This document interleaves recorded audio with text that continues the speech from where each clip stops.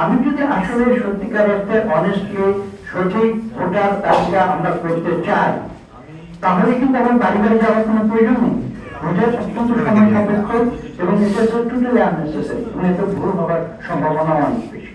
কিন্তু এই তথ্যগুলো কিন্তু আমাদের সার্ভারে ইতিমধ্যে আছে।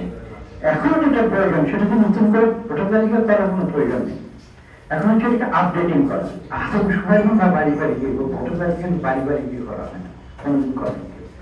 আর আজকে আজকে তো 1935 সাল না, 2024 সাল, প্রায় 90 বছর হয়ে গেছে। এখন তো সব টেকনোলজির যুগ। এখন তো এটা সার্ভারের কথা একটু আগে বললাম, যে সার্ভার ইতিমধ্যে এস্টাবলিশ করা হয়েছে, নির্বাচন কমিশন কাছে ছিল, সেটা হস্তান্তর করা হয়েছে গত 22 কমিউনিস্টের কাছে, সেটা আমরা ফিরিয়ে আনতে পেরেছি। কিন্তু এই তথ্যগুলো কিন্তু আমাদের সার্ভারে ইতিমধ্যে আছে। এখন যেটা প্রয়োজন সেটা কি নতুন করে ভোটার তালিকা করার কোনো প্রয়োজন নেই। এখন হচ্ছে এটা আপডেটিং করা। এবং অ্যাডভান্টেজ হচ্ছে যেহেতু আমরা ইনফরমেশন টেকনোলজি এখন আমাদের হাতে আছে, আপডেট করার বিষয়টিও কিন্তু এখন আর বাড়ি বাড়ি গিয়ে করার প্রয়োজন করে না। কেন বলি, এটা আপনারা জানেন, তারপরে একটু ব্যাখ্যা করছি। এই যে ডেটাবেস তৈরি হয়েছে সেখানে কিন্তু আমাদের কিন্তু একটা জন্ম সনদ প্রক্রিয়া শুরু হয়েছে, আপনারা জানেন, এবং সেটাও কিন্তু কম্পিউটারাইজড। যে প্রত্যেকটি মানুষের বয়স কত, কোনদিন কত বয়স হচ্ছে, সেটা অটোমেটিক্যালি কম্পিউটারে আমাদের সার্ভারে রয়েছে।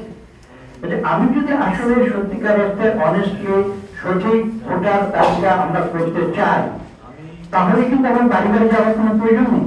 আমার কম্পিউটার এআই, আজকাল জানেন আপনারা এআই, আর্টিফিশিয়াল ইন্টেলিজেন্স, আজকে কিন্তু আমার কম্পিউটারকে বলেছিল, কম্পিউটার নিজেই কিন্তু সেটা আপডেট করে দিতে, এবং সেটা অ্যাবসলিউটলি অ্যাকুরেট হবে।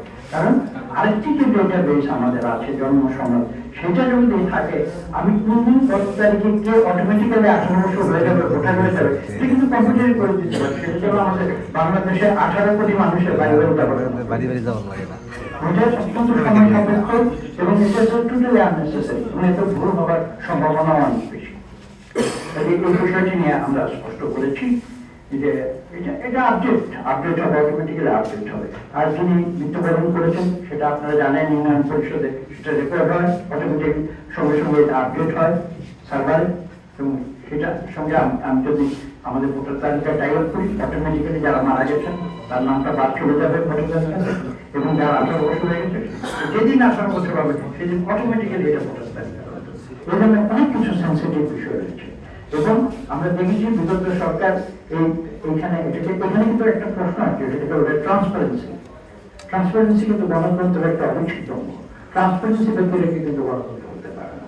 তো আমরা কিন্তু সেটাকে গুরুত্ব দিয়েছি এবং আমরা সমস্ত নির্বাচন প্রক্রিয়াকে ট্রান্সপারেন্ট রাখার জন্য যা আরো করা প্রয়োজন সেখানে সেই সংশোধনের প্রস্তাব দিয়েছি, সংস্কার প্রস্তাব দিয়েছি।